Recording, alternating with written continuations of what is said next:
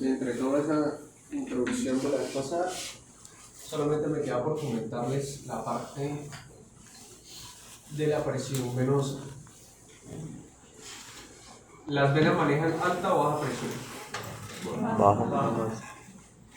Se supone que manejan tan baja presión que a nivel de las zonas superficiales, como por ejemplo el cuello, están colapsadas, ¿no? O sea, la presión atmosférica gana e intenta pues colapsar las venas. ¿Qué es la presión atmosférica? Es la fuerza que ejerce todos los cuerpos atraídos al centro de la Tierra. Es la fuerza que... Esa es de gravedad. No tanto la gravedad, sino la columna de aire que tenemos encima y a los lados. Por ejemplo, imagínense lo mismo que si bajaran en el mar 100, 200, 300 metros. La presión es mayor en cuanto más bajen, ¿sí? Y la presión va a intentar colapsarlos de todas las direcciones, ¿sí? De arriba hacia abajo y de los lados, lo que le pasó al submarino este. Entonces lo mismo hace la presión atmosférica, solo que el aire, como es menos denso, ¿sí? Pues no nos va a aplastar, pero sí lo intenta. No quiere decir que no lo esté intentando. Entonces el aire que tenemos encima y el aire que tenemos alrededor ejerce una presión, y pues esa presión atmosférica le gana a la presión venosa, y normalmente por eso las venas están colapsadas. Puede que se alcancen a percibir un poquito por el color, pero están colapsadas. ¿En qué condiciones estas venas no están colapsadas? No fisiológica, fisiopatológica. Ingurgitación yugular, que es un signo de qué? ¿De qué enfermedad?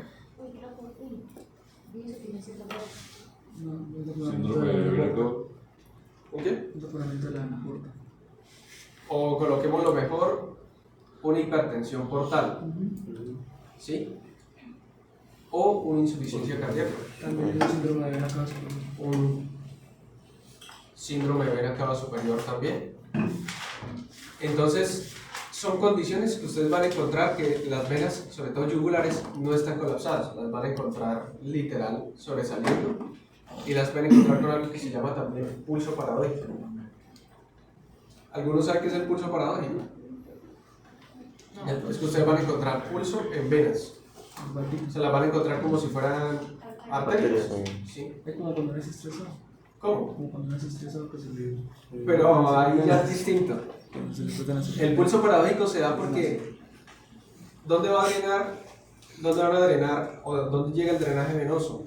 Aurícula derecha. Entonces, normalmente en condiciones como la insuficiencia cardíaca, por ejemplo, derecha o izquierda, que ocasionó un colapso del lado derecho, todo el ventrículo y la aurícula están llenos de sangre, y lo que evacúan es muy poquito. Entonces todo el sistema está totalmente lleno de la misma sangre.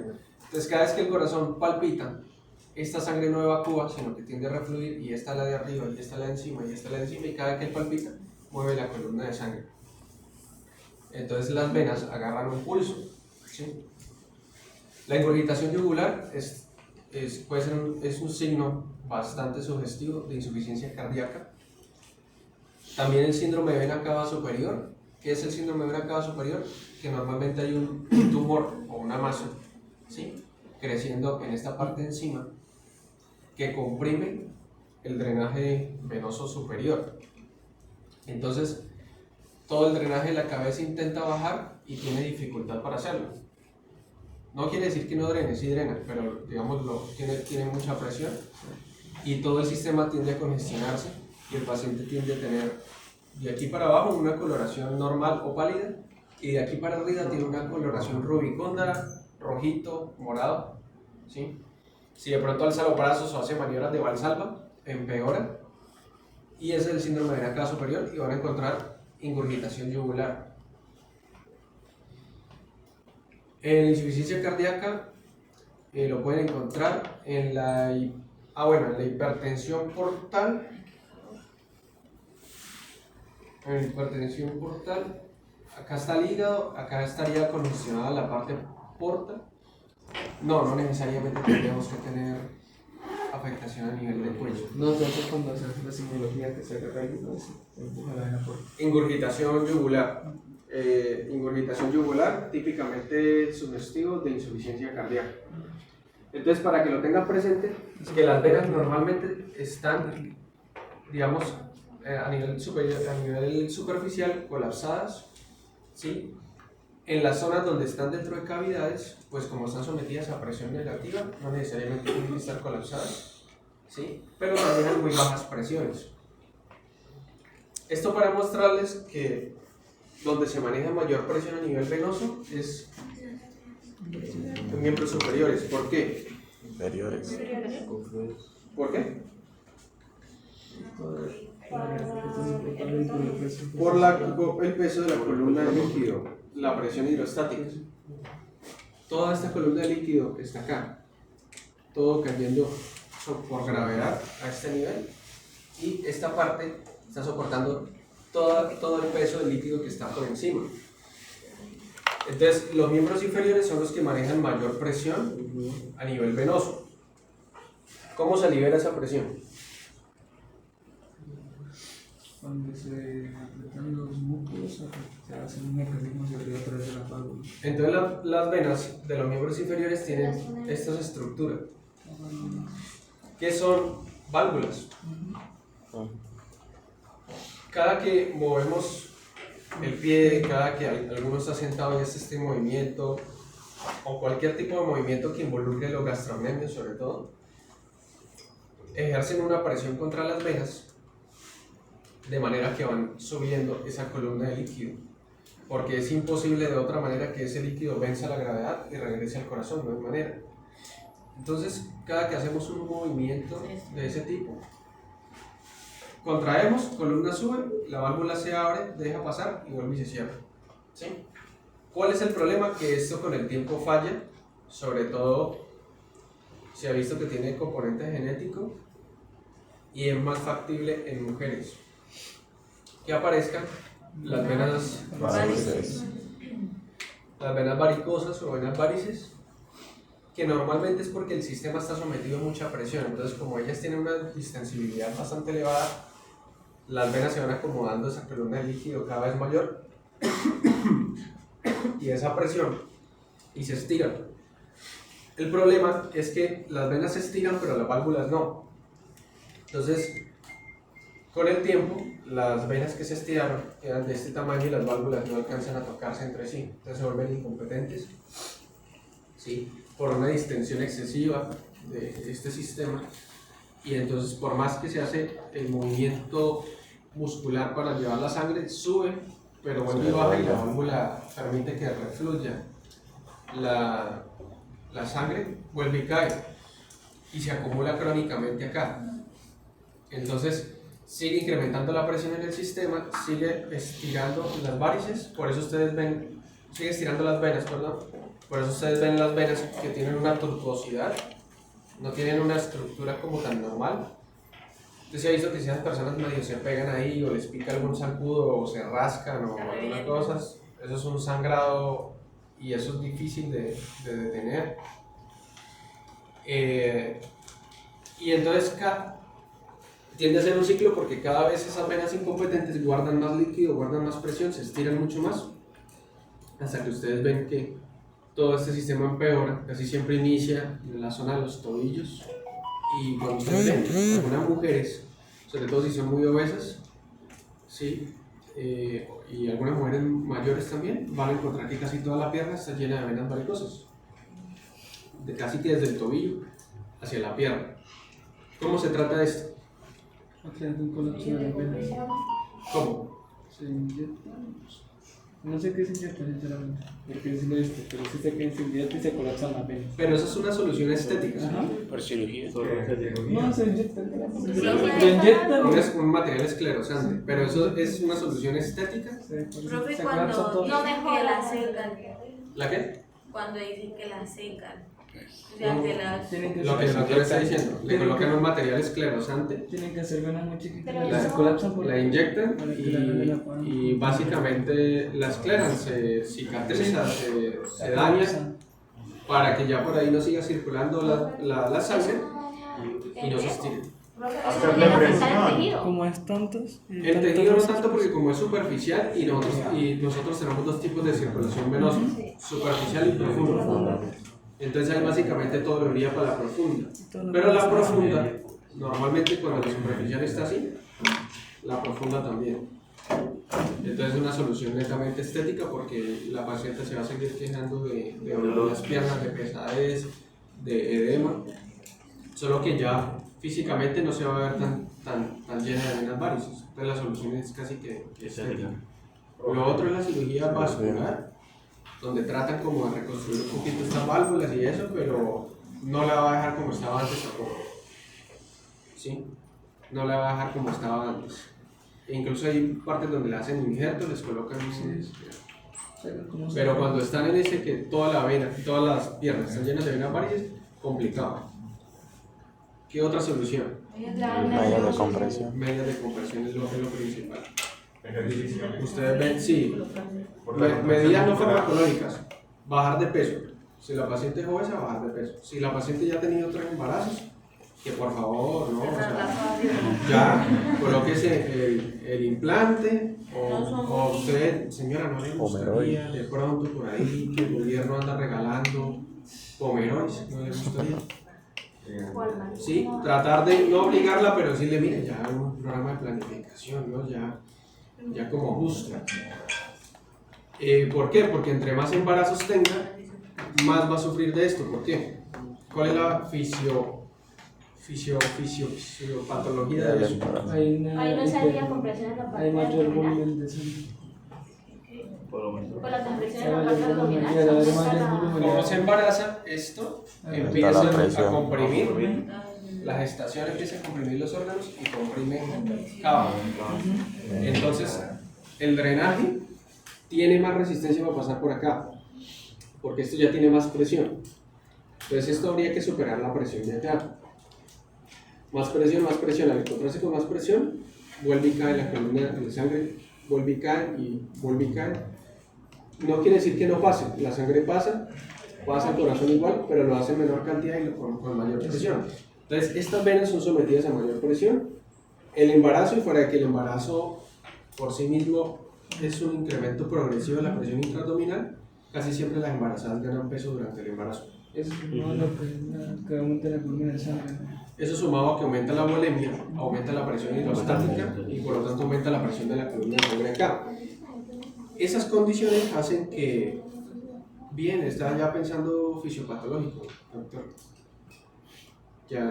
Todos esos factores influyen en, digamos, en que la embarazada llegue a tener esas venas varices y a veces son tan así que todo el sistema se congestiona y hacen varices a nivel de vulva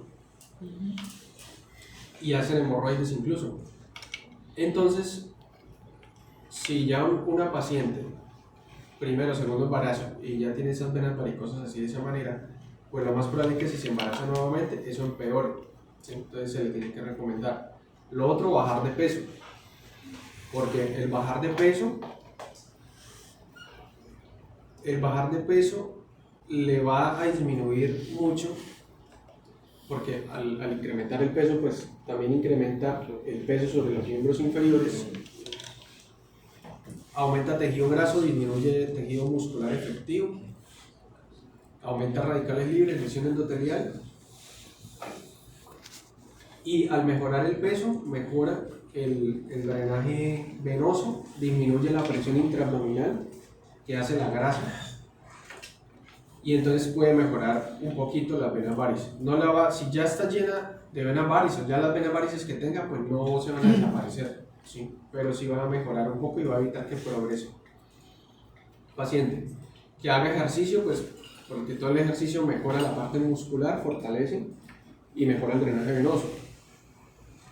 Y lo principal que es las venas de compresión. que son, ¿sí han visto las medias de compresión? Ujú. Esas vienen normalmente hasta rodilla si las venas varices predominan en esta zona, o hasta la zona inguinal. Se la puedo recomendar uno a todo mundo. Yo, por ejemplo, lo recomiendo, como yo trabajo con población de policía, yo lo recomiendo a los policías, así sean hombres. Ser hombre no quiere decir que no vaya a ser venas varices. Por el Esto- peso de las botas. Como tengo varios amigos en tránsito, ellos trabajan de pie, ellos mantienen de pie en los puestos de control. Las mantienen de pie 12, 13 horas, 14 horas. Entonces yo les recomiendo a ellos, ¿por qué? Porque como están todo el día de pie y casi siempre en una posición estática, la columna de líquido se estanca y se mantiene. Lo mismo producto los que trabajan en la guardia, que están todo el día parados o sentados, lo mismo. Entonces uno les recomienda ¿para qué? Para prevenir, y si ya las tiene, previene que empeoren. ¿Listo? O sea, las venden en esos sitios donde hacen cosas ortopédicas y todo eso. Y vienen graduadas la presión. Y esa es la principal medida, tanto, o sea, de tratamiento en el sentido de evitar que progresen, como para evitar que aparezcan. Y hay algunos productos que son venostáticos, ¿sí? Como el Benastar, la diosmina con esperidina, que son productos farmacológicos que teóricamente inducen un poquito de vasoconstricción venosa, son más selectivos, inducen vasoconstricción venosa, más venosa que arterial. Entonces incrementan un poquito el tono y mejoran como la parte del drenaje, pero pues no es algo que solucione tampoco. Entonces en esta parte me faltaba hablarles era de eso, de las válvulas, la bomba venosa y la formación de las venas varices. ¿Algo más acá? Bueno, esta sangre que se estanca, que no fluye tan fácilmente, puede predisponer ¿a qué? A trombos, a coágulos, a trombos. Acuérdense que coágulo es el que se forma acá y trombo es el que viaja. Entonces el paciente hace una ¿qué? Una trombosis venosa profunda. ¿Sí? Una trombosis venosa profunda. Al estar la sangre estancada se rompe la tríada de Virchow. ¿Se han leído la tríada de Virchow? La tríada de Virchow es pues una tríada en donde hay tres componentes y si alguno altera el equilibrio se puede formar una trombosis. Uno es que hay un estado de hipercoagulabilidad, o sea, por ejemplo, pacientes que tienen alteraciones genéticas de los factores de coagulación que hace que se activen un poco más fácil. Un ejemplo. El otro, por ejemplo, que haya lesión endotelial, estrés, radicales libres, etc. Y lo otro, que haya poca circulación de la sangre. La sangre que se estanca tiende a formar coágulos. No fluye y al estancarse en un solo sitio se activan las plaquetas y se activan los factores de coagulación. Entonces estos pacientes hacen coágulos en esa zona. El coágulo está ligado a la inflamación porque al producirse el coágulo se produce fibrina y la fibrina es activadora del sistema inflamatorio, entonces se inflama y ustedes ven lo que se ve en la trombosis venosa profunda. ¿Qué se ve en la trombosis venosa profunda? ¿Alguna vez has visto un paciente con trombosis venosa profunda? El dolor.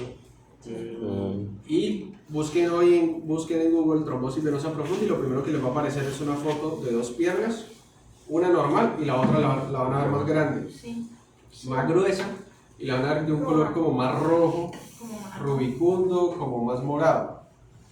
Eso ligado a la inflamación. Inflama, duele, hay edema, signo de Homans positivo, que el paciente, usted le dice que haga esto con el pie, o sea, esto, como si pisara el acelerador. Y cuando lo hace, desata un dolor grande. Esa es la trombosis venosa profunda. Ese coágulo puede desprenderse, viajar por todo el sistema y ¿dónde va a terminar?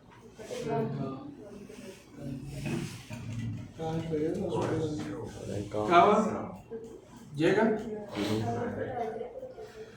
aurícula, ¿qué? Derecha, ventrículo, derecho, ahora ¿qué? Aurícula. El pulmón. Circulación Pulmonar. y se enclava normalmente en la circulación pulmonar y hace un TEP, que es un tromboembolismo pulmonar. Y eso forma la enfermedad tromboembólica venosa, la trombosis venosa profunda y el TEP. ¿Listo? Por eso un paciente con trombosis venosa profunda, téngale miedo que de pronto vaya y le haga un TEP. La trombosis venosa profunda no lo va a matar. Con los días se le va a desinflamar la pierna. Pero si usted no lo anticoagula, el paciente le puede hacer un TEP. ¿Y cómo distingue un TEP? Porque el paciente súbitamente comienza con dificultad respiratoria. El coágulo llegó a la circulación pulmonar y depende, si el coágulo es muy pequeñito, se va a los capilares más pequeñitos y obstruye. Pero si el coágulo es muy grande, lo suficiente como para tapar, por ejemplo, la raíz de la arteria pulmonar, imagínense el tamaño de ese coágulo, tapa completamente la circulación del ventrículo derecho a la circulación pulmonar y el paciente entra en inestabilidad hemodinámica porque no le llega sangre al pulmón para oxigenarse ni tampoco al ventrículo, a la aurícula izquierda y el ventrículo izquierdo. Entonces el paciente se hipotensa y se pone mal, ¿sí? Se baja y se maluquea. Ahí habría una taquicardia compensatoria. Sí, no, al inicio sí, pero ya como la hipoxemia y eso va deprimiendo el miocardio, ahí ya se lo va a ver hipotenso y cada vez peor. ¿Cómo se trata eso? El TEP, cuando ya inicia, pues se mira qué tan grave está el paciente. Casi todos se hospitalizan y se tratan con anticoagulación. Y el que está muy inestable hemodinámicamente lo llevan y se trata parecido al infarto, como una intervención coronaria percutánea para desobstruir. Y ese paciente tiene que durar anticoagulado muchísimo tiempo, casi que por vida, por el miedo a que vuelva a un evento trombótico parecido. Y esos son los casos de vena varices que puede llegar, ¿sí? En este caso ya tiene hasta la zona inguinal. Esto ya es bastante avanzado. ¿Listo? ¿Entendimos el mecanismo de la formación de vena varices o no? Sí, señor. Las enfermedades que les voy comentando necesito que la vayan aprendiendo.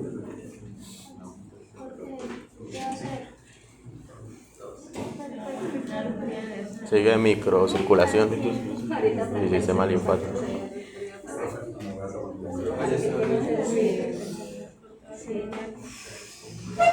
Señor.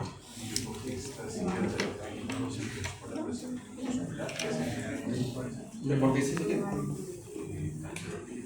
¿Qué pasa? La formación de las varices por la presión muscular. Sí, y normalmente porque usan, la mayoría de ellos usan anabólicos, y los anabólicos retienen líquido, y retienen líquido e incrementan la volemia. Profe, hay en una parte hablaba que los esteroides tienen una función de... O sea, hay unos hormonas que promueven a la formación de vasos sanguíneos en ciertas condiciones, una sustancia. Y ahí habla de que los esteroides pueden como atrofiar esas vasos en formación. ¿También puede ser por eso? Sí, ese es uno de los tantos efectos y depende del esteroide que estén usando, porque hay muchos en el mercado. Hay bastantes. Y cada uno tiene su efecto. Por ejemplo, hay algunos que no le dan tan duro al riñón y al corazón, pero producen más acné. Los que no producen más acné retienen mucho líquido y le dan demasiado duro a órganos blancos. Hígado graso, riñón y corazón. Entonces depende del esteroide que uno use. Pero a nivel macro, casi todos es lo mismo. Inhiben un poquito la vasoneogénesis en algunos órganos, en otros incluso pueden hacer hipercirculación. Incrementan la volemia, retienen líquido, en parte por eso se explica el hecho de que rápidamente crezcan. Sí hace que construya más masa muscular, pero también retiene líquido en poco tiempo, y por eso el paciente nota que con el pasar de los días hace más efecto el ejercicio. Entonces técnicamente no es que haga más efecto, sino que a corto plazo empieza a ver que retiene líquido a nivel muscular y todo, entonces se da la impresión de que está más grande. No sé si han visto hay unos videos por ahí que ponen a hacer fuerza Estos manes que hacen fisicoculturismo y ustedes lo ven grandes y ponen un man con un brazo técnicamente normal, fibroso, y los ponen a hacer fuerza y el fisicoculturista no es capaz de vencerlo, porque el músculo que tiene no es un músculo muy funcional, o sea, es un músculo netamente estético, grande, pero sus fibras no están realmente capacitadas para ese tipo de trabajo. Sí, de pronto sí levantan mucho y todo porque ya tienen tiempo en el gimnasio, pero a nivel de resistencia y contracción sostenida no lo hacen, porque realmente el músculo bien entrenado soporta bastante bien la hipoxia y soporta bastante bien el estrés. Entonces, ese es uno de los efectos. Y someten al riñón a mucho estrés porque lo hacen retener líquido y cuando se acercan las competiciones toman diuréticos para disminuir el nivel de líquido. La masa que ya tienen está y la piel y el tejido celular subcutáneo se pega a los músculos y le da una apariencia más definida. No sé si han visto, por ejemplo, las entrevistas de Henry de The Witcher, que 2 o 3 días antes de la grabación les disminuyen los niveles de líquido. Y entonces él dice que la dieta la puede tolerar, pero la falta de líquido es cosa horrible y tienen que grabar con esa depresión de volumen. Entonces solamente se toman medio vaso de agua al día, por ejemplo, y con eso pasan el día y sienten demasiada sed. Eso es para deshidratarlo y hacer el efecto de definición. Entonces esos cambios le dan muy duro al riñón. Y todo eso pues hace que pues, esa apariencia con los anabólicos, por eso se llenan de venas.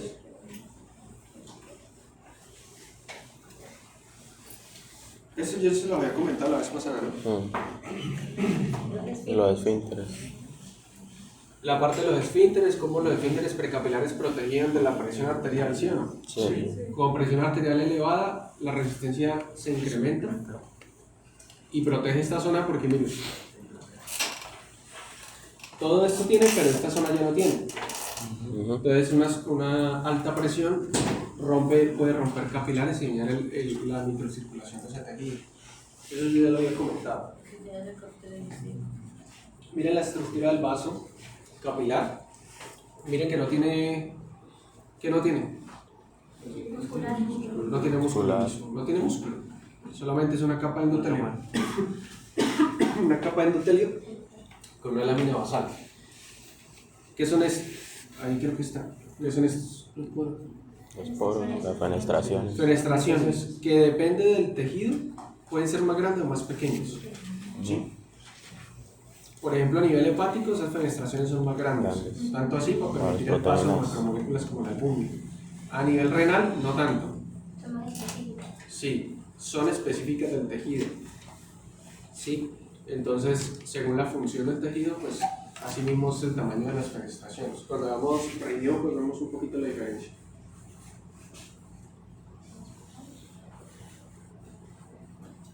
Eso es. Esto es lo que les estoy diciendo, los tipos de poros. Que hay algunas, la mayoría de sustancias se pasan por filtración. ¿Qué debería pasar ahí por filtración? Y por difusión. Listo, por difusión. Y ahí, pues, digamos que pasen a través de los poros.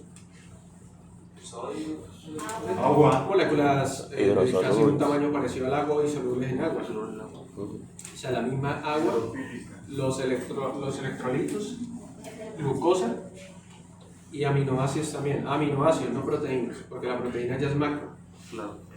Hay otro tipo de transporte por las fenestraciones o por las uniones entre las mismas células endoteliales. Puede pasar diferentes sustancias y si necesitan transportar una sustancia grande lo hacen a través de esto. ¿Sí? De cabeolas o de vesículas. Lo hacen de esa manera.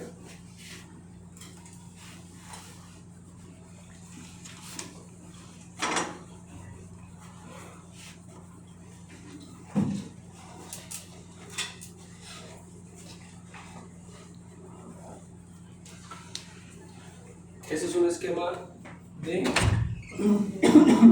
la difusión a nivel capilar. ¿Esto sería espacio qué? Intersticial. Intersticial, capilar linfático. ¿Eso sería espacio qué? Vascular. ¿Espacio qué? Vascular. Intravascular. ¿Sí? Entonces tienen un extremo arterial, un extremo venoso. En el extremo, ¿dónde es mayor la presión hidrostática? De estática depende, ¿no? Hidrostática arterial. La presión hidrostática, o bueno, digamos, para que no se confundan, la presión dentro del sistema, acá, es mayor en el extremo Para que arterial salga el que en extremo líquido. venoso. ¿Por qué? Porque acá viene desde la bomba, ¿sí? Que es el corazón, entonces viene con más presión. Se supone que aquí ya la presión es mucho menor. Entonces, claro, a no ser que haya una condición patológica que haga que la parte venosa no drene, pues esto se llena de sangre e incrementa la presión hidrostática ahí. Pero en condiciones normales, no. Entonces, tiene una presión en este lado, tiene una presión en este lado, y para que la sangre fluya, pues tiene que ser la presión mayor acá. Y ustedes están viendo las flechitas, hay un intercambio constante, tanto de afuera hacia el vaso como hacia adentro, de diferentes sustancias y entre las células mismas. Entre células y el vaso capilar. Y entre células y el capilar linfático. ¿Sí? Por ejemplo, ¿qué tipo de sustancias estarían saliendo de aquí hacia acá? Nutrientes. ¿Qué más? Oxígeno. Electrolitos, todo así. Las proteínas se pueden transportar mediante vesículas, aunque algunas veces puede haber cierta filtración de proteínas. No es que sea nula, sino que no es tan grande la cantidad, casi que despreciable, ¿sí? Es casi tan despreciable, pero si eso se acumula, esa parte de proteínas se acumulara acá, habría un problema. ¿Cuál sería? Aumenta La presión oncótica. ¿Y qué pasaría con eso? Se produce ascitis. Entonces acá habría edema. Por eso existe esto. Entonces la idea del capilar linfático es quitar el excedente. Pero siempre hay una filtración desde el extremo arterial. Eso decía el... Sí. Sí, entonces, claro, se pueden filtrar proteínas, sí, pero la cantidad es minúscula. Sin embargo, esta cantidad minúscula y tan despreciable, las 24 horas del día, los 7 días de la semana, pues puede generar una cantidad que acá no sea despreciable y me genere clínica. No solo las que hay acá, sino que las mismas células estas producen proteínas, porque como acá le llegan aminoácidos, ellas pueden sintetizar perfectamente proteínas que pueden sacar al medio. Y de hecho esto está lleno de proteínas, hay matriz extracelular, proteoglicanos, etc. Entonces ese excedente, tanto de proteínas como de líquido, lo agarra el capilar linfático. El capilar linfático lo agarra. ¿Y dónde terminan los capilares linfáticos? Ácido, sistema venoso, y vuelven y drenan ahí estas sustancias. Entonces, por eso existe el capilar linfático. Si de verdad fuera neto, lo que entra y lo que sale, no existiría eso. Entonces el sistema no es perfecto. Y el capilar linfático está ahí para asegurarlo. Entonces, de afuera hacia adentro puede suceder eso. De adentro, hablando de intersticial hacia vascular, ¿qué tipo de sustancias? Desechos. ¿Cómo cuáles? Dióxido de carbono. Agua misma, sí, agua misma. Agua misma, productos de desechos, dióxido de carbono, cuerpo cetónico, ácido láctico, etc. ¿Sí? Que eso también podría llegar acá. ¿Sí? Pero acá más que todo es para transportar moléculas grandes, proteínas. La parte endocrina, ahí también no se pasaría nada. Hormonas y hormonas que fueron metabolizadas y ya cumplieron el ciclo de desechos. Pasan acá. Y otra parte acá. Toda la parte macro, proteínas, etc. Desechos grandes acá. Moléculas como dióxido de carbono, etcétera, pues preferiblemente por acá, por el muscular. Y acá hay distintas fuerzas, que esto ya, De Starling. bueno, esos son los tamaños moleculares.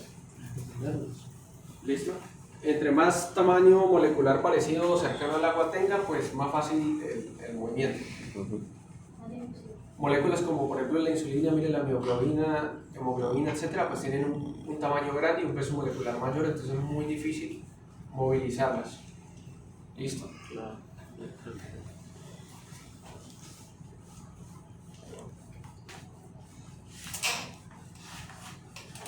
Miren el ejemplo de la matriz extracelular. Célula a célula, proteínas, proteoglicanos, fibras de colágeno.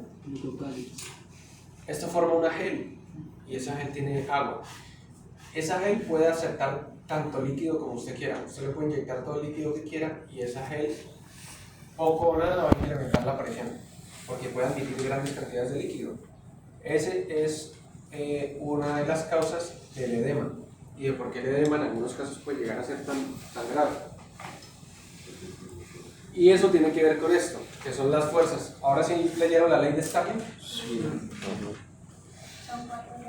Entonces hay unas fuerzas que están interactuando para sacar o meter líquido dentro del vaso.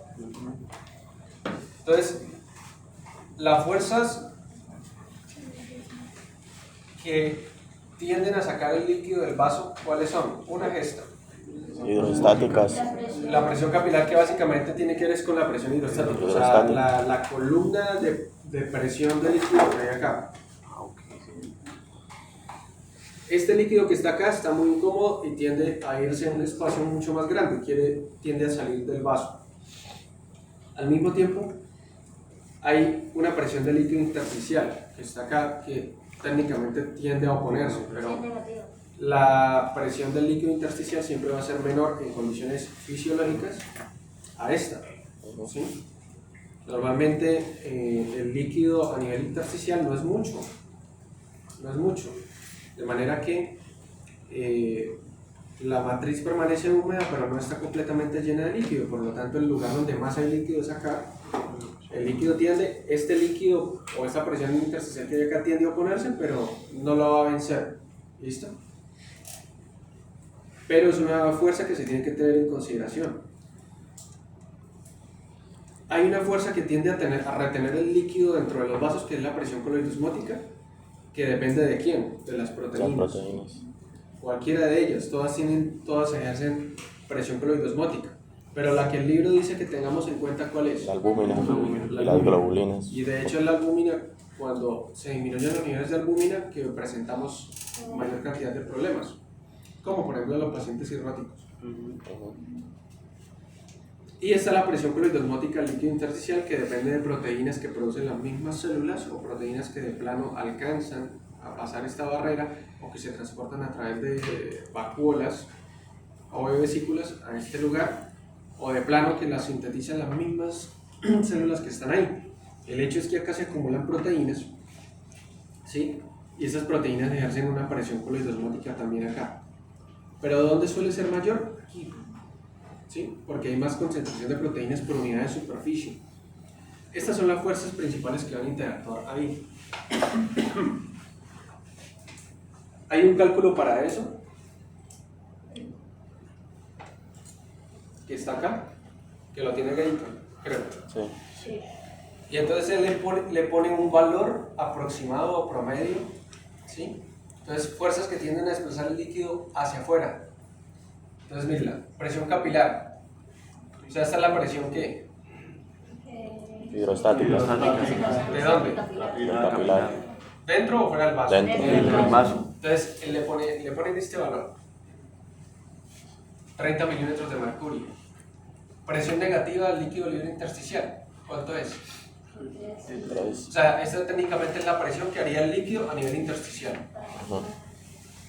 Presión coloidosmótica del líquido intersticial, ¿cuánto es? 8. Entonces, esta es la fuerza total que tiende a sacar el líquido. Fuerzas que tienden a desplazar el líquido hacia el interior. ¿Hasta el interior de dónde? Del vaso. Del espacio intersticial. No, No, del pero- vaso sanguíneo. Sí, perdón. Los vasos. ¿Qué fuerzas están acá? La oncótica, el plasma. Es la principal que tienen ahí en cuenta. ¿Sí lo notan? Entonces, ¿cuánto le ponen ahí? Entonces él hace una relación de resta entre ellos. Y esta es la fuerza neta de salir en el extremo arterial. ¿Listo? Acá La reabsorción. vuelven, esto lo hacen en el extremo arterial y lo mismo lo hacen en el extremo venoso. ¿Listo? Cuando hacen la relación, Pero en el extremo venoso no es salida de líquido, sino reabsorción del líquido. sí. Cuando hacen la relación de las fuerzas, no tienen que aprenderse estos valores, solamente tienen que saber qué fuerza es la que tiende a desplazarlo. Pero cuando hacen la relación de la fuerza, resulta que pues es a favor o en contra de la salida del líquido. A favor porque tiene que salir el líquido de las arterias. Si no, no habría, sí, las arterias. Intercambio. Si no, no habría intercambio de ningún tipo de sustancia con las células. ¿Sí? Si no, no habría perfusión. Entonces, a nivel arterial, en el extremo arterial del capilar, la fuerza tiende a ganar para que el líquido salga. Imaginemos que ese es el extremo venoso. En el extremo venoso la fuerza gana ¿hacia dónde? Hacia adentro del capilar. Hacia adentro, hacia la transversión. Y la diferencia de estas fuerzas es minúscula, ¿sí? Técnicamente balanceada por unos 4 milímetros de mercurio de diferencia. Entonces, en este extremo, que salga el líquido y perfunda, y en este extremo, el líquido con desechos regresa. ¿Listo? Pero, como las fuerzas están tan balanceadas en el sentido de que no son desproporcionadas una de la otra, siempre tiende a quedar un remanente de líquido acá, El linfático, el que ¿sí? le Que no se reabsorbe del todo, y esa es la función del capilar linfático. Ahora, la idea es relacionar esto con patologías. Eso que se está dentro del equilibrio Starling. ¿No sabe? ¿Lo de qué? Equilibrio Starling. Sí. Sí. Todo eso son leyes de Starling. ¿Listo? El saber hacia qué parte se está moviendo el líquido y cuáles son las fuerzas que interactúan. Profe, ¿por qué en el cálculo de las fuerzas se toma como negativa la presión del espacio intersticial? Le dicen presión negativa, pero si usted mira, no le ponen un número negativo. ¿Por qué es negativa entonces? Le dicen presión negativa porque tiende a ser una fuerza Que es minúscula en comparación con la presión hidrostática. ¿Sí? ¿Ya tienen la lista? ¿Alguien falta por la lista? Pero hay algún caso en que tome, o sea, en las fuerzas que fuerzan la entrada, o sea, que no tome como las que fuerzan la salida. Es que ahí decía que dependía de si vas a tomar el... Depende del sitio anatómico que usted mire.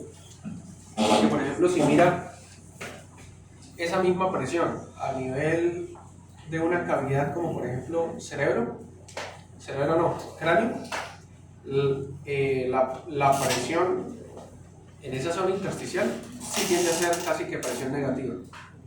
¿Sí? Me explico. Dentro de las cavidades, como son lugares cerrados, manejan presiones negativas. Esa parte intersticial sí suele tener valores negativos. Yo no sé si ustedes lo vieron por ahí en... creo que acá está. Sí. Creo que por aquí... está en el anterior. Que muestra las venas del cuerpo. Muestra las venas del cuerpo, la que estamos viendo ahorita. Y a nivel, creo que caja torácica y a nivel cerebral le asignan un valor negativo a la presión venosa, pero la presión hidrostática a ese nivel suele ser negativa. Entonces es una presión negativa. Es una presión que en realidad, más que oponerse a que el líquido salga del espacio intersticial, realmente hace que salga más líquido, porque es como si hiciera un efecto de succión. ¿Sí? Se crea un vacío y entonces, digamos, teóricamente haría que saliera más líquido. Entonces por eso le dicen que es una presión negativa. Pero a nivel de un tejido normal, esa presión, si bien es muy pequeña, no no suele ser negativa de todo. Yo les quería mostrar otra cosa, pero creo que no lo traje. Bueno, entonces, cuando ustedes tienen un paciente con edema, tienen que mirar cuál de todo esto se está afectando. Y ese es como la ¿qué? Como la parte difícil Reto. o el reto cuando tienen un paciente con edema. Por ejemplo, un paciente que tiene una cirrosis hepática, el paciente hace edema y hace ascitis. ¿Cuál sería la fisiopatología de ese edema? Eso es por la presión oncótica. Pues la presión oncótica que aumenta. Disminuye dentro del... ¿Y eso qué pasaría? hace que el líquido tienda a salir del vaso. O sea que ¿cuál de todas estas fuerzas aumenta? ¿O cuál disminuye? Esta disminuye. Esa disminuye. O sea que ¿cuál ganaría? La coloidosmótica del líquido intersticial y la capilar. ¿Esta? No bajaría la presión por el no sería la No, por eso. Dígame quién baja y quién sube. Subiría, se supone que la coloidosmótica líquida intersticial, porque hay más proteínas al fuera de. Porque hay una disminución de las dentro del vaso. ¿No?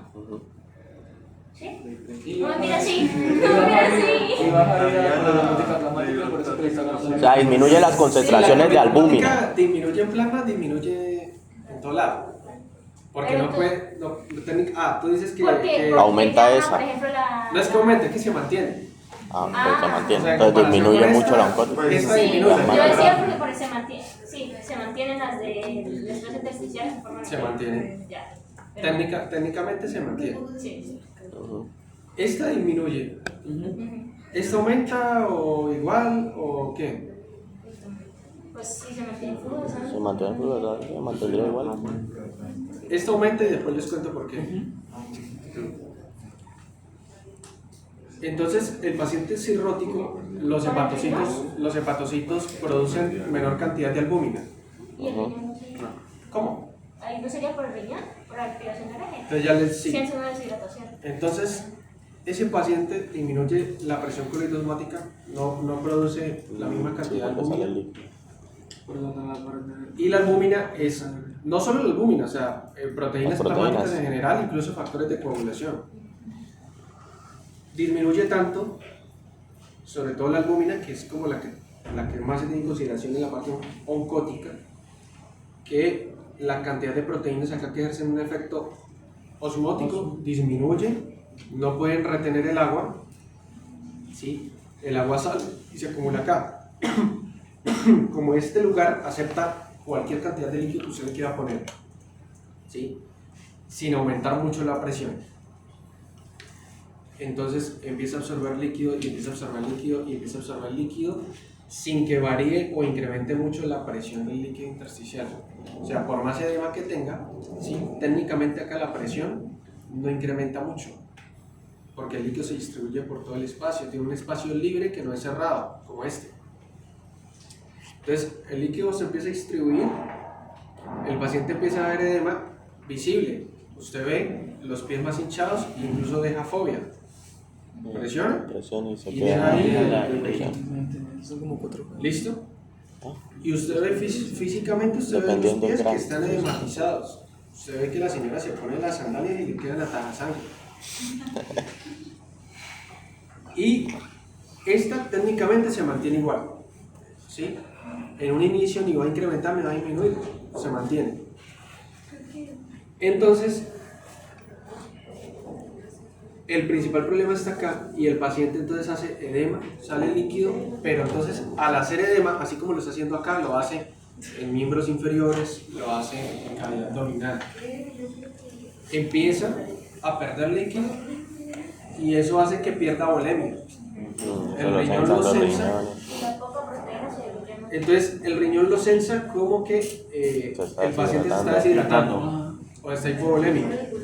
Entonces activa la renina-angiotensina y el paciente retiene líquido, orina menos por efecto de la aldosterona, retiene sodio, excreta potasio, y esa retención del sodio retiene más líquido, técnicamente a nivel de los túbulos, reabsorbe y el paciente incrementa la volemia por un momento.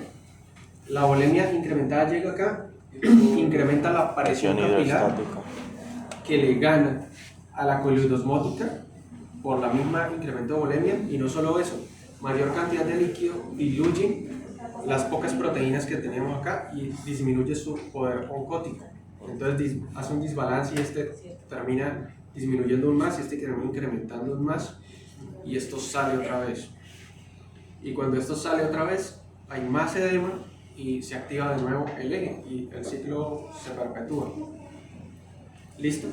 Eso sucedería en un paciente cirrótico, y la expresión clínica es: el paciente hace edema de miembros inferiores, puede hacer edema escrotal, pero lo más llamativo es la ascitis. La citis. O sea, se acumula líquido en cavidad peritoneal. Usted sabe que le ve el abdomen grande, que se llama abdomen en batracio. Si usted lo acuesta y percute, siente como el líquido golpea, como si ustedes sacuden un balde con agua, un vaso con agua. Y bueno, eso se repone en los niveles de albúmina. No solo el paciente cirrótico hace eso, sino que el paciente hace hipertensión portal, hace varices esofágicas, sangrados digestivos, y ellos pueden sangrar en cualquier momento porque no solo se disminuye la albúmina, sino que se disminuyen los factores de coagulación. Entonces el paciente no tiene buenos factores de coagulación, no coagula bien, hace una hemorragia en cualquier momento, hace un desbalance de la parte de estrógenos, testosterona, termina, pues por eso ya una fisiopatología más compleja, terminan predominando los estrógenos, entonces el paciente hace ginecomastia, los testículos y el pene en apariencia se ven más pequeños y el apetito sexual disminuye. Y todo eso se ve en un paciente con cirrosis hepática, insuficiencia hepática, ya la parte final. Profe, ¿no existe la posibilidad de que el capilar linfático absorba todo el líquido que está en el espacio intersticial? Al inicio lo hace, pero el problema del capilar linfático es que él no tiene una función de bomba, por ejemplo, como lo tienen las venas, con músculo. Él tiene algo de músculo liso, pero es mínimo. Y aparte de eso tiene válvulas. Entonces el capilar linfático, la tasa de líquido que filtra por hora es minúscula. Lo suficiente apenas para regresar ese pequeño excedente que queda de la parte fisiológica de ley de Starling. Entonces él está hecho para eso. Cuando usted supera la cantidad de líquido acá, él trabaja a máxima capacidad. E incluso cuando acá incrementa el líquido, él se colapsa, porque las paredes del capilar linfático no son para nada gruesas. Entonces cuando hay demasiado edema, él pues hace como ustedes, ¿no? Se tapa y deja que las cosas fluyan y no funciona. O sea, literal se colapsa, no funciona, y el edema se sigue empeorando. El mismo edema termina colapsando los capilares linfáticos. Entonces no va a funcionar ahí. Ahora, un paciente que tenga, por ejemplo, insuficiencia cardíaca, ¿cómo sería? Insuficiencia cardíaca, digamos que el lado derecho solamente. Pues ahí se aumenta la presión capilar. Bueno, primero hay un aumento de la presión del lado de la vena, porque está al lado. Ajá, acá. Eso lleva un cambio en la presión capilar, porque se colapsa el sistema. Ya no agarra, no sé. Sí. O sea, tengo la idea, pero como que no. Incrementa la presión hidrostática en el extremo venoso. Ajá. ¿Por qué? Porque no hay una circulación, o sea, no hay un drenaje venoso adecuado, porque no pueden finalmente drenar a la aurícula derecha. Entonces todo el sistema se colapsa y incrementa acá la cantidad de sangre y la columna de sangre de esta zona, que incrementa la presión del líquido contra el vaso sanguíneo. Técnicamente eso dañaría el balance ¿qué vimos de ley de Starling? Hacia la presión hidrostática de acá. Entonces incrementaría presión hidrostática, ¿sí? La presión hidrostática misma, al incrementarse en esta zona, se opone a la que viene de acá. ¿Sí me hago entender? El líquido que está intentando ingresar acá tiene dificultades para hacerlo porque aquí incrementa mucho la presión y de hecho al incrementar la presión hidrostática acá, el líquido tiende a salir. Entonces no solamente no se reabsorbe, sino que aparte sale líquido. Técnicamente acá también habría algo de efecto como de dilución por la columna de sangre, que técnicamente acá a nivel local en este extremo venoso habría algo de reducción de presión de colitis osmótica más por efecto dilucional que por otra cosa, que también tendería pues a que salga un poco el líquido hacia acá, hacia afuera. Y básicamente, pero lo principal es por el incremento de la presión hidrostática. El líquido sale y se acumula en esa zona y aparte hay dificultad para reabsorber el líquido. Eso termina en un edema visible. ¿Acá hay activación del eje renina-angiotensina o no hay? Sí. Pues como el corazón, resulta que como el corazón está teniendo dificultad ¿No sería más demorado? para recibir esa sangre, entonces técnicamente, digamos que solamente es del derecho. Entonces, el corazón derecho no está trabajando como debe, por lo tanto no está evacuando la sangre que viene de la aurícula hacia la circulación pulmonar. Por lo tanto, el volumen efectivo en la circulación pulmonar disminuye y disminuye el volumen efectivo que llega hacia ¿dónde? Hacia aurícula izquierda, corazón izquierdo. Entonces técnicamente el corazón izquierdo está funcional, pero él eyecta lo que le envía el derecho. Y si el derecho está enviando menos, Eyecta menos. él eyecta menos. ¿Quién lo va a censar? El riñón. El riñón. Y lo otro, que como toda la sangre se está acumulando de ahí hacia atrás, hacia el nivel de vena, acuérdense que las venas tienen una distensibilidad alta. Entonces el paciente va a empezar a acumular volemia en ¿dónde? Las venas. En venas y en el espacio intersticial. Lo que se traduce en ¿qué? En una disminución de la volemia técnicamente. Entonces se activaré. Se activa. Se activa el Pero un señor que el eje era muy lento, ¿no? Ah, sí, estamos hablando cada días. Estamos hablando del paciente que le llega a usted y dice, doctor, mire, tengo una semana que, mire cómo tengo los pies. ¿Sí? No es en cuestión de horas, ya, no van a ver eso. ¿Listo? ¿Qué me podría a mí generar un edema en cuestión de horas? Ahorita, visible. 30 minutos, 40 minutos, una hora. Se debe siendo un vaso grande. Señor. Uy. La inflamación, ya por una infección o por un golpe. Eso es un edema, pero es por un mecanismo distinto. O sea, ¿se rompe la ley de Starling? Sí. ¿Por qué se rompe la ley de Starling? Porque no entonces, o sea, el grado. Porque si yo llego acá, por ejemplo, yo llego acá y hay una infección de tejidos blandos. El paciente se estaba caminando y se pinchó con un clavo oxidado y acá llegó Staphylococcus aureus aquí y infecta el tejido, ¿sí? Démosle un poquito más, démosle 3 horas. Entonces él llega acá e infecta el tejido. Entonces, ¿qué hacen los vasos acá para combatir la infección? Vasodilatan. Empezar a filtrar. ¿Sí? Vasodilatan. Entonces, al vasodilatar se rompe, porque es que acá ya al vasodilatar usted y activar el mecanismo inflamatorio, no solo vasodilata, sino que los espacios entre las células se incrementan. Tanto así para permitir el paso de proteínas. ¿Por qué tiene que permitir el paso de proteínas? Pues para que pase la proteína C reactiva, para que pase complemento. Sí, inmunología, ¿no? Sí. Complemento para que pase inmunoglobulinas, es que ya las tiene.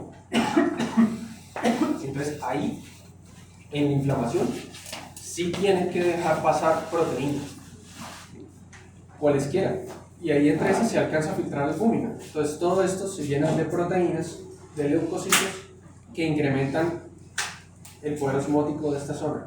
No solo eso, sino que se filtra gran cantidad de líquido. Entonces, el paciente ahí usted va a ver un edema mucho más rápido, porque no es un edema que dependa del eje renina-angiotensina, sino que es un edema inflamatorio. Entonces, si es un edema que se instauró en el transcurso de horas o en un poco tiempo, piense que es un edema inflamatorio. ¿Sí? piense que es un edema inflamatorio.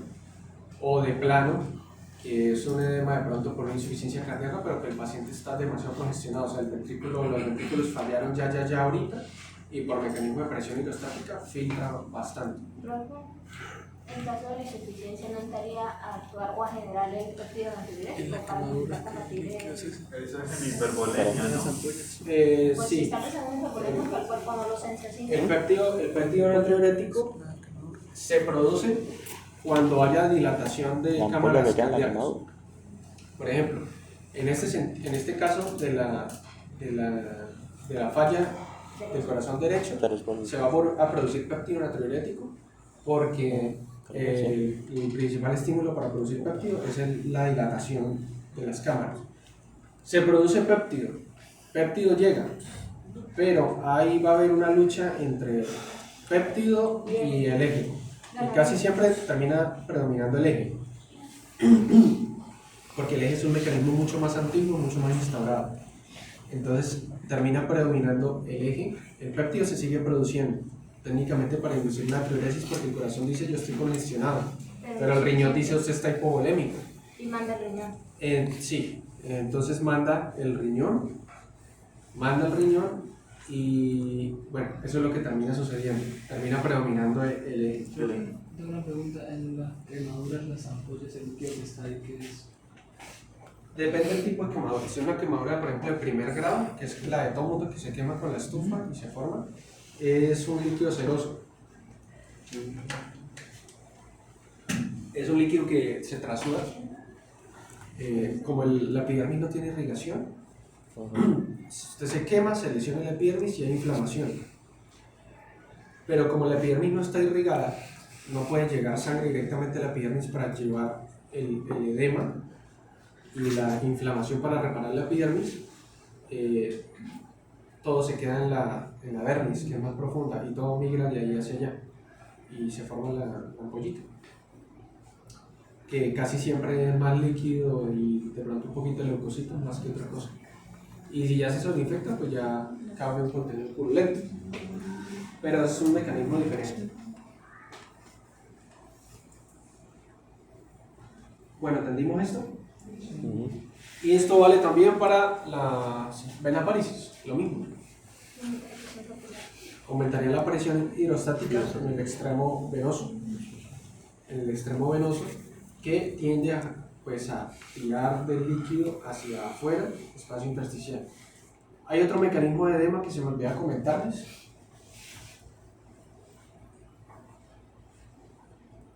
Que es cuando falla capilar linfático. El linfedema. Por ejemplo, en la filariasis. ¿No han leído sobre la filariasis?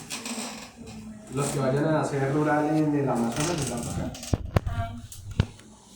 Es un parásito que se adquiere por picadura de vector y el parásito tiene predilección por los vasos linfáticos. Entonces, donde él pica, el parásito busca los capilares linfáticos de la zona, se reproduce ahí y destruye el capilar linfático. Entonces, el paciente, pues básicamente se queda sin capilar linfático, lo destruye tanto que el capilar nunca termina de regenerarse, se pierde por completo. Y con el paso de los días, pues el paciente hace un edema de miembros inferiores porque se acumula el excedente que no se drena de ninguna manera. Y el paciente pues hace una verdadera elefantiasis de los miembros, que casi siempre es de miembros inferiores, pero existe también escrotal. Si ustedes la buscan ahí van a encontrar, literal pueden tirar los testículos en una carretilla y cargarlos porque crecen tanto y se llenan tanto de líquido que son insostenibles. El paciente tiene que cargar los testículos literal. Lo mismo en miembros inferiores. Ellos tienen que durar toda la vida con un vendaje, se cambia todos los días para que el vendaje comprima un poquito. Listo, filariasis.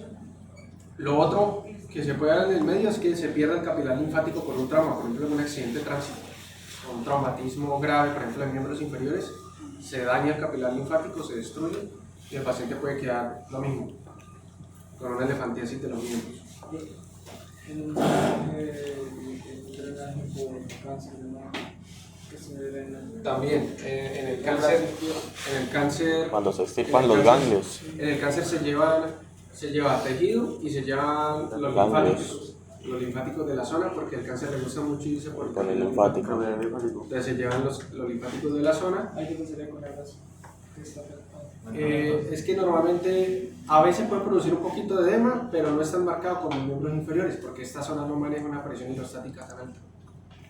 Porque no está contra la gravedad, o sea, esa sí está contra la gravedad. Pero igual le hacen terapias de drenaje linfático. A ellos le hacen terapias, pero casi siempre esto va a ser más marcado en miembros inferiores, porque no hay como ese líquido que está ahí subirlo nuevamente, es más complicado. Pero en miembros superiores no, porque por gravedad drena. ¿No llegaría a un punto donde el cuerpo no le dé más la producción de albúmina para contrarrestar ese que se está perdiendo? ¿Cómo? O sea, si no hay capilares linfáticos que devuelvan las proteínas que se filtran, que se escapan de la parte capilar, de los arteriales, ahí no llegaría a un punto donde el cuerpo ya no dé para producir más albúmina de la que se está perdiendo. No, sigue produciendo. ¿Sí? Sí, A no porque ser que haya una afectación. tendría que tener una afectación nutricional muy grande, alguna cosa así para no, pero sí, eso siempre sí. ¿Y qué le iba a decir? ¿Por qué no se le pide mandar diapositivas? Y en una persona vegana que no tenga tanto consumo de proteínas, la presión pues, plasmática, ¿cómo sería? O sea, ¿tendría una afectación hemodinámica ahí? Los pacientes veganos, pero sobre todo los estrictos, o sea, los que no comen absolutamente ningún Que tipo tienen que suplementar de con producto proteínas animal, o sea, sintéticas. ni siquiera leche, Por eso queso, los veganos. yogures. Esas son Sí, veganos, ¿no? Es que hay veganos de mentira. Es que son los vegetarianos, es que son los vegetarianos. Sí, están los vegetarianos, yo sé, y hay veganos, pero aquí hay veganos muchísimo más estrictos, que casi que ningún tipo de... Casi que rechazan casi que cualquier tipo de proteína. Ellos tienen una deficiencia a largo plazo de proteínas, albúmina, y pueden en algún momento llegar a ser edema. Yo vi uno cuando estaba de interno en el MEOS, vi uno, era varón, no tenía edema escrotal y edema de miembros inferiores.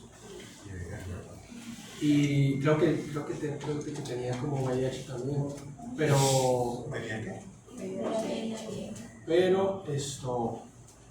él era muy estricto, puras frutas y verduras a lo largo del día, casi que ni carbohidratos tampoco.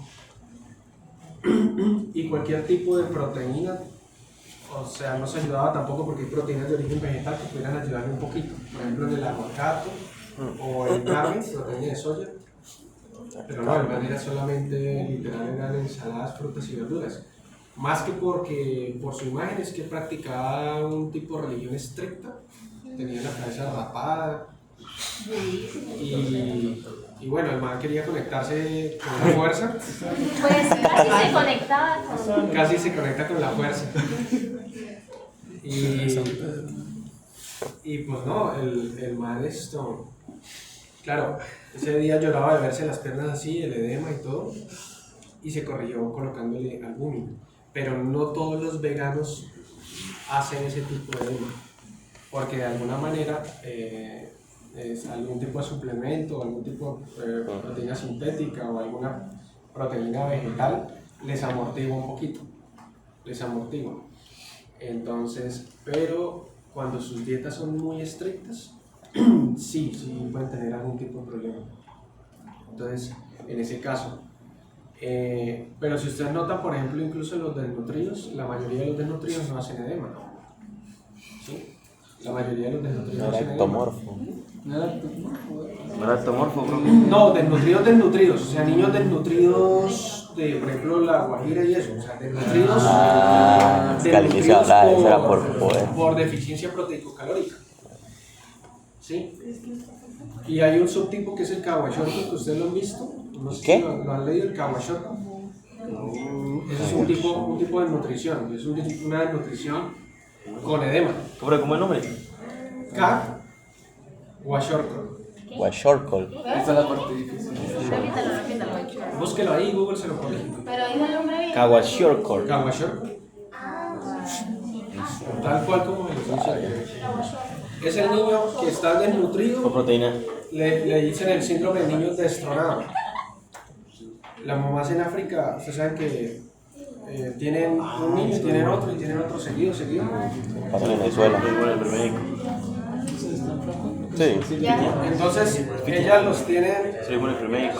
silencio, ellas los tienen los primeros años, los amamantan, o el primer año, y el primer año reciben buena fuente de proteínas técnicamente por la leche materna de la madre.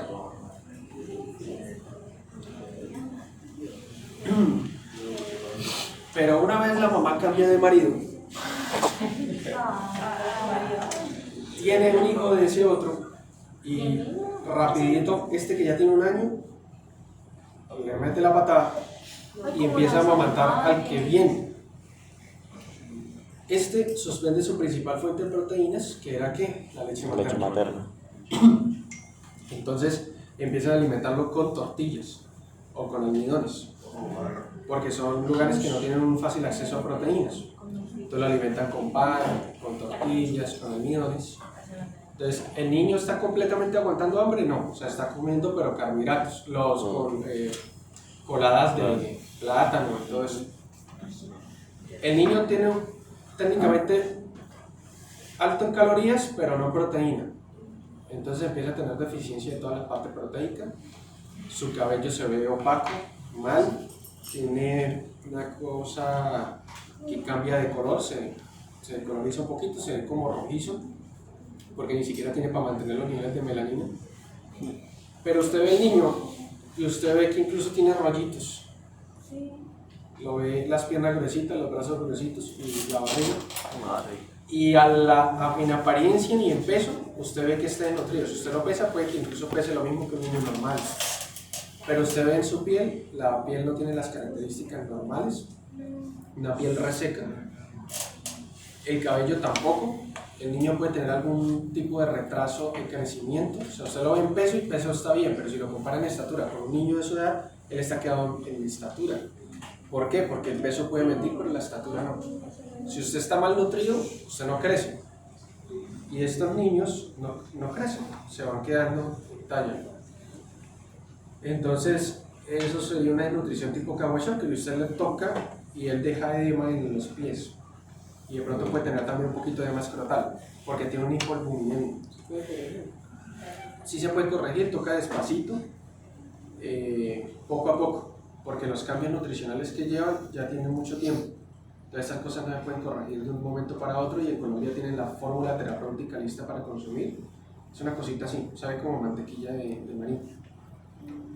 Esa es hiperproteica. Cuando yo estaba en el rural me regalaron una caja de eso que estaba por vencerse, que no se gastó. Y con esa vaina subí de peso. Yo estaba entrenando en ese entonces y subí de peso con esa vaina, porque eso es alto en calorías. O sea, un cosito de esos reemplaza incluso un almuerzo. Esos niños usted los va a recuperar solamente con esa fórmula. O sea, con esa fórmula es casi que lo que ellos van a comer exclusivamente los siguientes días para recuperarlos nutricionalmente. Y son ricas en calorías y en proteína. Y grasas. Son unos bolsitos como así. Y según el peso, pues uno lo calcula. Hay niños que, por ejemplo, se tienen que comer 2 o 3. Y usted lo va recuperando. Y esos niños hacen edema. Pero también está la otra parte, que ese niño que usted lo ve con la piel en los huesos, usted no le ve ningún tipo de edema. ¿Sí? Están las dos. Este niño, desnutrido completamente, no tiene ni siquiera los niveles energéticos siquiera para hacer todo lo que haría la activación del eje normal y todo lo demás. Este niño técnicamente tiene las actividades energéticas que hace Kawasaki, todavía tiene la suplementación energética para hacer algo de compensación fisiológica que termina siendo el edema. Saber quién va a ser el edema y quién no es difícil, pero el que tiene deficiencia proteico-calórica va a ser el marasmo, que es el niño flaquito. Y el que consume solo carbohidratos va a ser Kawasaki. Esa es la diferencia entre los dos. ¿Listo? Ahora está, por ejemplo, también el síndrome nefrótico, que es el paciente que tiene una infección de garganta, de piel, y a los días acude porque se le están hematizando los miembros inferiores y resulta que hay un componente autoinmune contra el estreptococo, que es el que hizo la faringitis, pero el estreptococo ya pasó. Entonces se crean los componentes antígeno-anticuerpo que terminan depositándose en la membrana basal glomerular y el componente inflamatorio daña los podocitos y finalmente lo que termina haciendo es que se filtran proteínas por la orina, que eso no debería pasar. Y el paciente orina proteínas y al orinar proteínas pierde gran cantidad de proteínas en un periodo de tiempo muy cortico. Entonces ahí hay un mecanismo compensatorio del hígado tratando de compensar los niveles de albúmina. Como el paciente no está cirrótico, el hígado está competente, intenta compensar, pero el hígado no puede crear albúmina de la nada, ni de un momento a otro, eso tiene tiempo. Entonces el hígado lo compensa generando LDLs, que es la forma más rápida que tiene de sacar proteínas. Entonces el paciente con nefrótico hace una hipercolesterolemia por el aumento de las LDL y hace edema por la hiperbilirubemia, ¿sí? Un edema de miembro inferior y edema escrotal. Y puede hacer un poquito de hipertensión arterial por la activación del eje. ¿Cómo se decía la secundaria? ¿De la qué? De la hipertensión secundaria. Esa sería una causa de hipertensión secundaria corregible. Control local y moral. Empecillo. ¿Ya están dormidos, no? Más o menos. Profe, ¿hicieron bien las diapositivas? Voy a pensarlo. ¿Usted las tiene? No, sí. Ah, no, no las No, tengo. las tenemos. Las tengo. Yo las tengo. El jueguito, Ah, el jueguito. el jueguito. Ahí dice que hace un jueguito. Ah, el de la pelota, yo no sé. Que la papa caliente.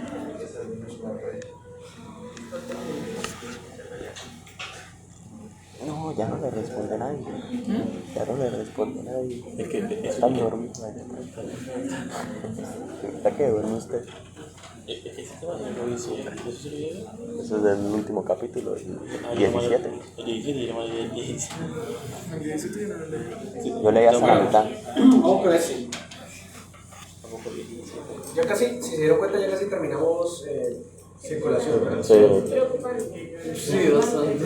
Pero porque está fácil. Está facilito. Sí.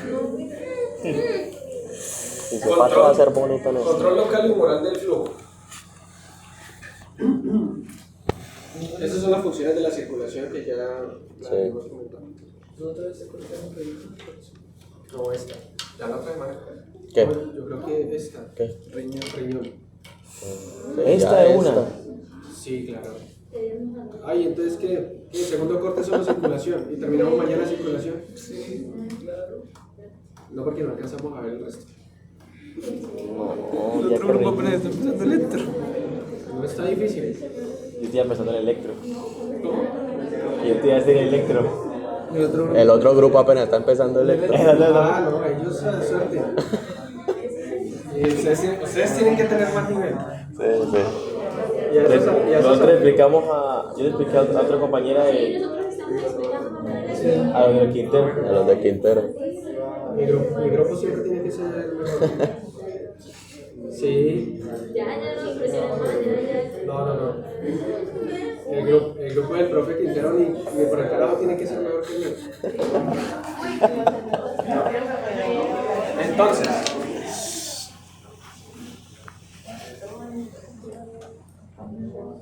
esa es la parte de circulación en los diferentes órganos. No necesitan aprenderse los mililitros, pero teóricamente, ¿quién tiene más circulación por un minuto? El hígado.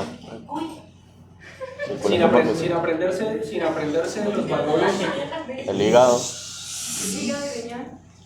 Hígado, riñón, ¿quién más? El Los músculo. órganos blancos. Cerebro, eso es por cada 100 gramos de tejido, le miran cuántos mililitros de sangre maneja y hacen esta tablita. Cerebro y corazón, pues técnicamente tienen una buena tasa, pero si ustedes miran, por ejemplo, Es mayormente el hígado. riñones, Riñones e hígado. y si ustedes lo miran por porcentaje de gasto cardíaco, pues es un poco más sencillo también interpretarlo. Miren que incluso riñones e hígado tienen un porcentaje mayor que cerebro y corazón en gasto cardíaco. ¿Por qué será? ¿Es el hígado más importante que el cerebro? Pero es que tiene mayor Natriado. metabólica. Es que depende. Pues sí, pues. Y no sé por qué tiene tanto. La irrigación por medio de la vía portal. ¿Por qué eso es así?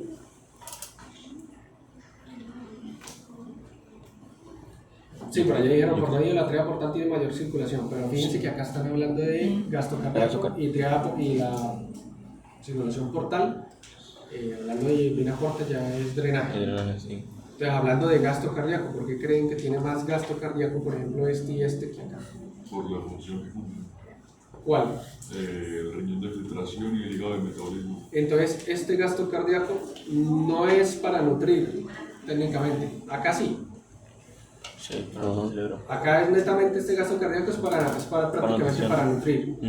Pero acá este gasto cardíaco es más para las funciones Metabólico. que para la nutrición del mismo órgano. Claro, él se aprovecha algo de esto, pero es más que todo para la función. Por ejemplo, los riñones, como usted necesita tener una tasa de filtrado glomerular alta en el día, que haciendo el cálculo más o menos uno filtraría 180 litros de plasma diarios. Entonces, para usted filtrar 180 litros de plasma diarios, se tiene que constantemente estar filtrando gran cantidad de mililitros al día, que están representados acá. Esa sería la cantidad de mililitros por minuto que uno manejaría en el riñón. 1100. O sea que cada minuto uno estaría movilizando el riñón más o menos un litro larguito de sangre. Para nutrirlo completamente no, porque los riñones tienen una tasa metabólica que no es tan alta tampoco. ¿Sí? Entonces, pues es más que todo para la filtración y el hígado básicamente para lo mismo. Como el hígado tiene que supervisar metabólicamente desechos y sustancias, pues hay gran cantidad de circulación a nivel hepático para toda la parte metabólica, ¿sí? Para sustentar los procesos metabólicos a nivel del organismo más que para nutrir el mismo hígado como tal, porque el hígado es un órgano que también tolera bastante bien, digamos, los niveles bajos de perfusión, ¿sí? No tanto como el corazón y el cerebro, digamos, si se privan al cerebro de esta circulación, en pocos segundos hay privación del estado de conciencia. Entonces no tolera muy bien. Y las neuronas no tienen capacidad de glucólisis anaerobia, ni tienen almacenamiento de glucógeno. Corazón tampoco. ¿Sí? Y el corazón, para la tasa de función que tiene, realmente el corazón tiene un gasto, digamos, un aporte bajo. Miren, solamente el 4% del gasto cardíaco iría para el corazón, bastante bajo. Entonces, esto más o menos representa la circulación a nivel de los tejidos, ¿sí? A nivel de los tejidos, en porcentaje de gasto cardíaco y cuánto le llega por minuto. Mire que, por ejemplo, mire la piel, ¿sí? Que es un tejido netamente que no necesita pues, estar muy pegado, no tiene un porcentaje tan alto. El músculo en reposo, ¿por qué en reposo? Porque en actividad va a variar la circulación. Eso es para que lo tengan presente porque eso puede cambiar. O sea, esos valores que les estoy dando ahí pueden cambiar. ¿Leyeron la teoría vasodilatadora? Sí. ¿Qué dice? Que a corto plazo, a corto plazo pues el metabolismo es mayor y hay menos disponibilidad de oxígeno, lo que nos va a formar sustancias dilatadoras. Vasodilatadoras. Y la difusión de estas sustancias va a ir hacia las arteriolas, mesenteriolas y los esfínteres precapilares. Y las sustancias pues, son aerosina, histamina, potasio, iones de hidrógeno, CO2. Y cuando hay aumento de concentraciones de ATP, se genera la degradación de este mismo de ATP y se acumula en el tejido produciendo CO2, disminuyendo el O2 y hay vasodilatación. Técnicamente todo eso estaría relacionado con ¿qué? El aumento de las concentraciones ¿El aumento de concentraciones de qué? de potasio. O sea, todo esto de la teoría vasodilatadora estaría relacionado con ¿qué? ¿Con hipoperfusión o con hiperperfusión o con qué? Parado cardíaco. Es que No necesariamente. Depende de la teoría. No necesariamente parada cardíaca. No necesariamente. Depende de la teoría. O mayor metabolismo. De pronto no hice bien la pregunta. ¿esta teoría vasodilatadora para qué serviría? O esto, todo esto que está acá, ¿para qué sirve?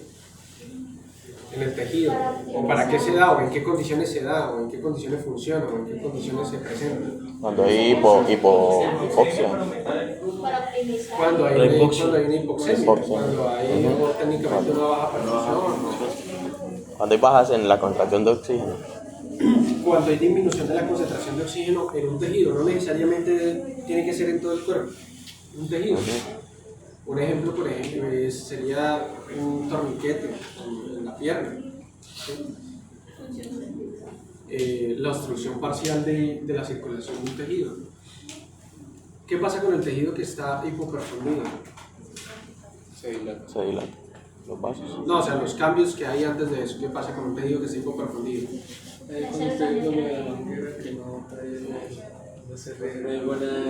Hay una hipoperfusión ahí, las células siguen funcionando, los niveles de ATP en la zona aumentan o disminuyen. Se inicia la glucosa. ¿Por qué disminuyen los niveles de ATP? Porque se refiere a la glucosa anaerobia. Al principio aumenta. A ver, No, por la glucosa anaerobia. Están feo con la pelotica. Y después agarra. No, yo no la quería agarrar. vaya pasándola con... ¿Listo? Ay, no. Págala para atrás. Está caliente la papa. No, pero está en el piso. ¿Quién fue el último que la agarró? Ay, no, ninguno. Se fue por allá. No, entonces la pelota corrió sola hasta allá. Total. Bueno, álcela. ¿Quién hicieron? ¿Dónde está? Está por allá. Ya la perdieron para que no haya más jueguitos.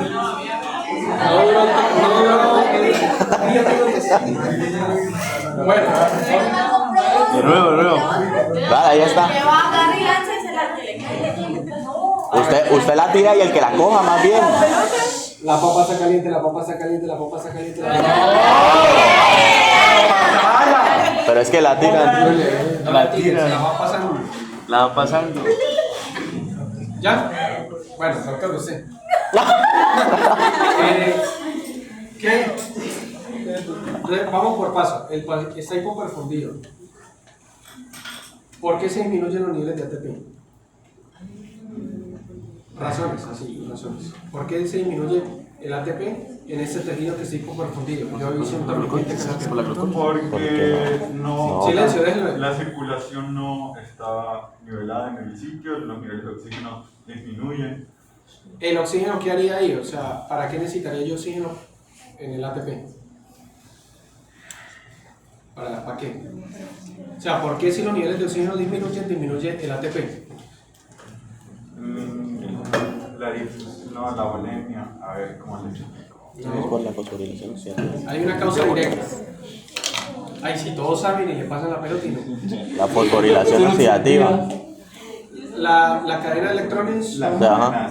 Entonces, Por la al fosforilación acuérdense que oxidativa. la cadena de electrones se comporta como una enzima. Si usted no le da el sustrato, No funciona. disminuye la actividad.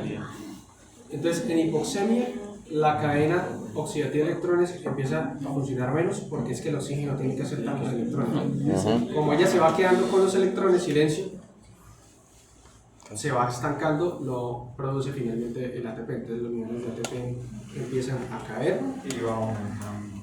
Y aparte de eso, no está recibiendo la glucosa, que sería el sustrato principal para producir el ATP. Entonces ya tiene dos cosas que me están afectando el ATP, la hipoxemia misma y la hipoperfusión que no me deja que llegue glucosa. Eso termina que el poco ATP que el paciente tenía antes de que se bloquee, o sea, de que se bloquee la perfusión, empieza a gastarse. ¿Listo? Bueno, ahora voy a contar otra vez. La alteración celular ¿Quién también. va a seguir, no?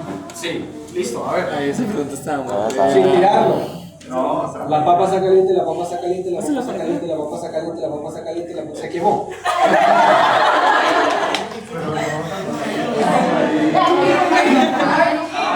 Esa no sabía. Yo la quería. ¿La tiene? El doctor. Doctor, Doctora. ¿Quién es? Es la pregunta, profe. ¿Qué pasa? Bueno, no, ya. Mi punto positivo. El siguiente paso, después de que se bloquea la producción de ATP, es gastar ese ATP que queda ahí. ¿Ese ATP en qué se gasta? Uy, buena pregunta. ¿En qué se gasta ese ATP que ya está ahí? Vamos a gastarlo. Para gastar en Temu, ¿sí saben? ¿En qué gastamos ese ATP? ¿En qué se va a gastar rápidamente ese ATP que está ahí?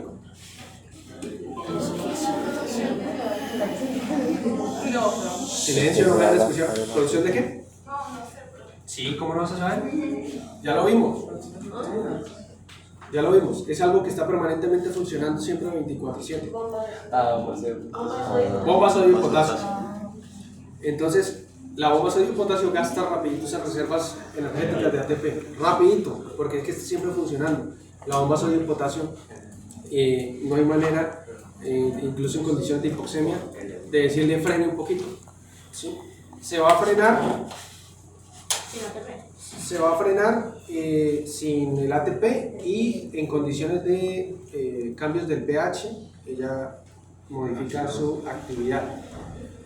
Entonces gasta ese ATP que tiene ahí, ya se empieza a gastar y el paciente no tiene, las células no tienen cómo producir ATP, digamos, de manera tan efectiva, como estamos hablando que hicimos un torniquete acá. ¿Las células musculares tienen capacidad, musculares esqueléticas tienen capacidad de glucólisis anaerobia o no? Sí tienen. Sí. ¿Tienen capacidad de almacenamiento de glucógeno o no lo tienen? Sí. Entonces empiezan en condiciones de hipoxemia a degradar el glucógeno y los ácidos grasos para lograr producir, digamos, algo de energía. Pero esta no es tan eficiente como la parte oxidativa, aeróbica. Se produce menos ATP y se gasta mayor cantidad de componentes y se producen unos desechos bastante perjudiciales que son cuerpos cetónicos y ácido láctico, que son sustancias que se comportan como ácidos porque donan hidrogeniones al medio. Quiere decir que en presencia de agua, el ácido láctico y los cuerpos cetónicos donan hidrogeniones al agua y forman ácido carbónico, que es un ácido. Entonces el pH en esa zona se empieza a volver ácido, se empieza a disminuir el pH. Ya tenemos cuántos estímulos para hacer vasodilatación: hipoxemia, disminución de la concentración de oxígeno, disminución de las concentraciones de ATP, ¿sí? ¿Qué más? Acumulación de dióxido de carbono, porque como se consumió el oxígeno y sigue trabajando, produce más dióxido de carbono, porque el dióxido de carbono finalmente es un producto de desecho metabólico. Entonces, se produce dióxido de carbono, que son estímulos ¿para qué? Vasodilatar. La teoría dice que la misma ausencia de oxígeno sería un factor para vasodilatar, debido a que incide directamente con el ATP. Entonces, oxígeno y ATP van de la mano y al haber menos ATP, no se puede sustentar la contracción muscular lisa y, digamos, pierde tonicidad el vaso sanguíneo y al perder tonicidad, pues vasodilata y permite que llegue mayor cantidad de sangre. Estos iones hidrógeno están relacionados con lo que les estoy diciendo, ácido láctico y cuerpos cetónicos.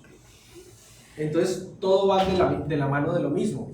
Es una cadena de eventos que van a producir primero una cosa y luego otra. Iones potasio, ¿por qué? ¿Cómo eso que estamos hablando ahorita haría que incrementen los iones potasio? Uno, que ya he mantenido el torniquete tanto tiempo que el músculo ya pasó de ser lesión reversible a lesión irreversible, necrosis. Más o menos como lo veíamos en infarto, solo que acá aguanta un poquito más. Entonces hay un infarto de la zona. Las células se rompen y liberan el potasio. Pero antes de eso, es que la bomba de potasio no está funcionando. Entonces, no puede ingresar potasio, ¿sí?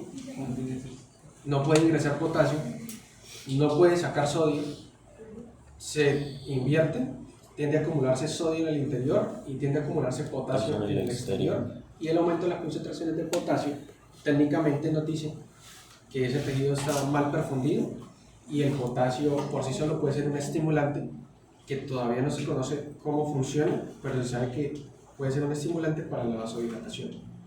¿Listo? Y está la teoría de la adenosina, que todavía está en teoría, que pues técnicamente las degradaciones de ATP pues producirían este metabolito que pues básicamente sería un estimulante vasodilatador en sí mismo. ¿Entendimos la teoría vasodilatadora? ¿Para qué funciona? La mejor manera de entenderlo es con esa secuencia que les comenté, porque si no la toman como cosas separadas y no se van a acordar. Si yo les pongo en un quiz, deme 3 cosas que pueden participar en la teoría vasodilatadora, no se van a acordar, pero si se acuerdan de la secuencia de eventos que les comenté, pues no van a tener ningún problema. ¿Listo? Profe, en la zona ahorita comentó que habría un cambio en el pH. ¿Qué pasaría en ese momento? ¿Acidosis metabólica? ¿Respiratoria? ¿O qué? Es que el ser metabólico o respiratorio depende del órgano que está fallando. Respiratorio, cuando la acidosis es ocasionada por una insuficiencia respiratoria. Por ejemplo, el paciente tiene un edema pulmonar y no puede ingresar oxígeno al sistema y no puede sacar el dióxido de carbono. Entonces el dióxido de carbono se acumula y ahí sería una acidosis respiratoria, porque el que está fallando es el pulmón. Y la metabólica es cuando es el riñón. Entonces el riñón, por ejemplo, en los casos en que hay alguna patología tubular que excreta mucho bicarbonato, que el bicarbonato es una buffer, cuando perdemos bicarbonato por la orina, hacemos una acidosis, porque disminuye bicarbonato, pero esa acidosis sería metabólica, porque el que está fallando no es el pulmón, sino es el riñón. En este caso, hablar de acidosis metabólica respiratoria, porque es que tenemos un torniquete en la pierna. Entonces en esta zona tendríamos una acidosis, pero la acidosis no es generalizada. Si le tomamos al paciente unos gases arteriales, va a estar normales, porque es que estamos ocluyendo. ¿Sí? Y cuando liberemos, todo el cuerpo no se va a poner acidótico, porque todo el cuerpo en general tiene la solución buffer y tiene los pulmones bien para compensar rápidamente eso. La acidosis está acá. Entonces técnicamente esa acidosis es local y no entraría ni como metabólica ni como respiratoria, sino a nivel local. Entonces se sabe que ahí habría acidosis en esa zona, pero ya, cuando reperfundamos, eso va a mejorar. Si ya pasó mucho tiempo, pues ese tejido se pierde, ¿sí? ¿Se pierde por qué? Porque hay ya un infarto establecido, porque la misma acidosis daña el tejido, y pues bueno, ya el tejido se infarta y se necrosan las células. Eso fue lo que le pasó a House. ¿Se han visto el lore de House? Sí. Eso fue lo que le pasó al man. Y él sufre de dolor crónico, porque técnicamente él tenía que haberlo amputado, intentaron salvarle la pierna, lo reperfundieron y quedó con secuelas y quedó con dolor crónico en la zona por los vasos, los nervios. Se lesionaron los nervios, quedaron lesionados crónicamente. Eso fue lo que pasó. ¿No hay alguna manera en que, como a las venas varias, esos nervios o sea, pues, para evitar el dolor? El problema es que muchas son nervios profundos. Le pueden hacer un bloqueo y eso, pero... Eso. Afectaría la función. O como acupuntura o algo por el estilo. Sí, existen los bloqueos. Hoy en día medicina del dolor trata eso. Sino que pues House prefirió tratarse con opioides. Entonces, bueno, eso es lo que sucede ahí. La otra teoría es la teoría miógena. ¿Se leyeron esto? Sí, pero no la conozco. Está fácil. Es que el libro es como que se complica. El libro se complica mucho y lo de complicado, ¿no? La distensión que causa la presión arterial hace que el músculo compense. Sí, es un estímulo, es lo que dice acá el compañero, es un estímulo netamente mecánico,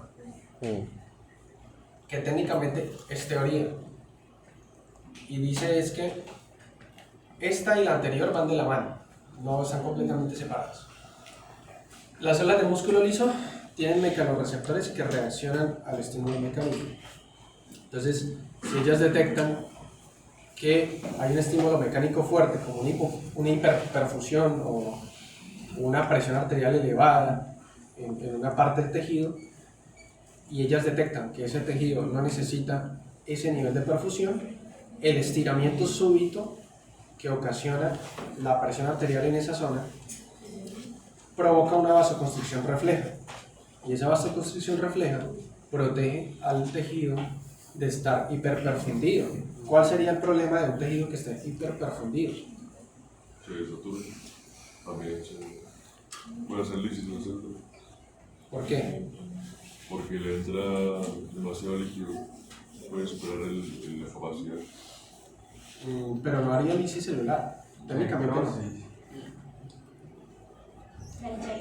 ¿Cuál sería el principal problema de que llegue a un tejido mayor cantidad de sangre que la que está necesitando? Se aumenta la presión hidrostática. ¿Y cuál sería el problema con eso? Se rompe.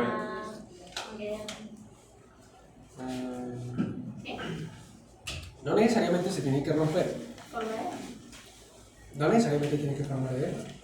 Oye, una lesión en los vasos. No necesariamente. No necesariamente.